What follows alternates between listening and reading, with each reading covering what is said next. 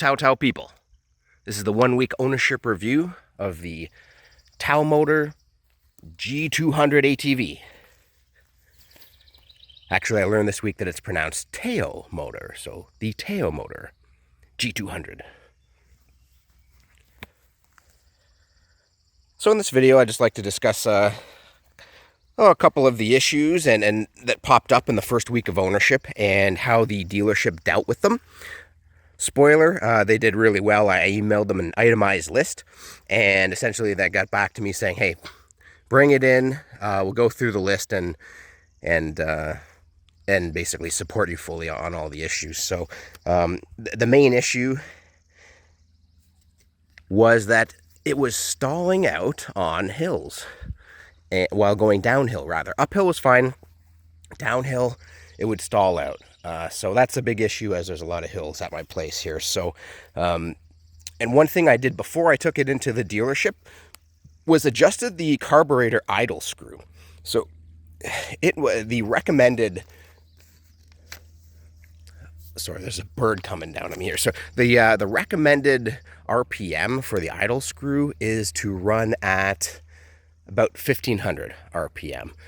From the factory or from the dealership, it was running at around 1000.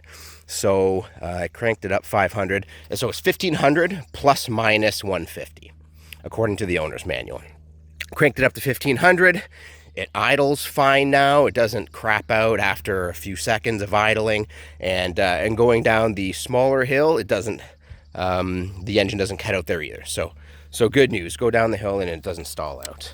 The other, and they, when I took it to the dealership, they weren't able to replicate the stalling behavior, I think because I adjusted the idle screw just before I took it in.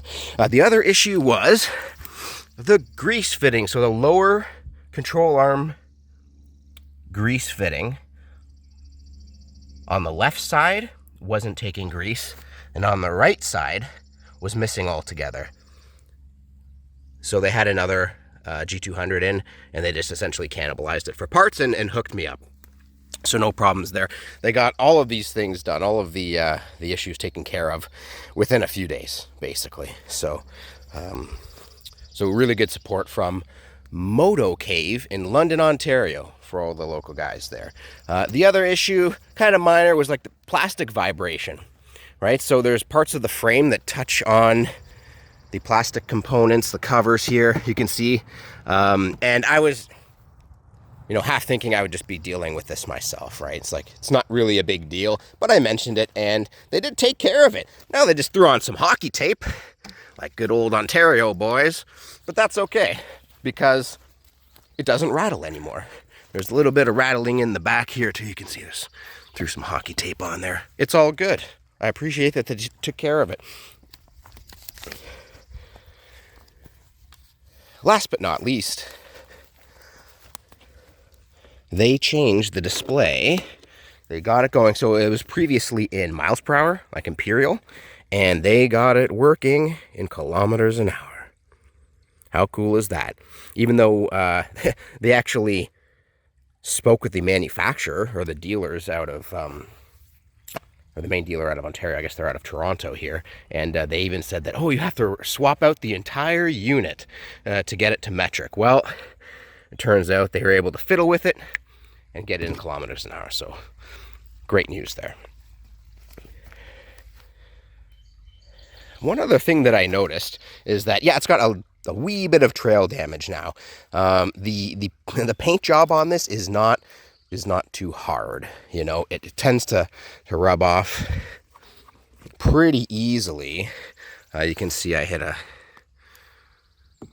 there was a branch of a tree just sticking out a little bit on this tight corner, and I did rub it and broke off the rack cover here as well. They're plastic rack covers, and they're kind of just vanity covers, I see them as, because they actually make it harder to strap things down with bungee cords with hooks on them, right? So instead of hooking around to like this thinner tube on the frame, you essentially have to wrap it around the entire plastic cover here. So makes it a bit more of a pain, but probably protects the paint job on the rack frame anyway. So all in all, since I got it back from the dealership, it's run really well.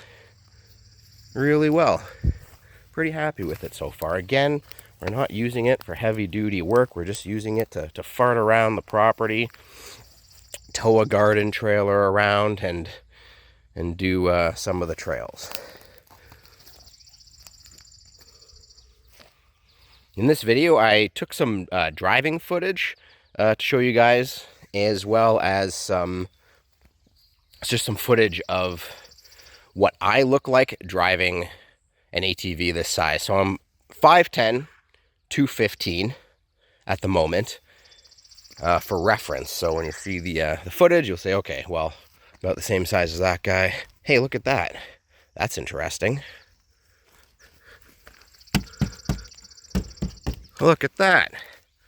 I guess I have something else to report to them now, because the LED light bar is not turning on. Those are the brights.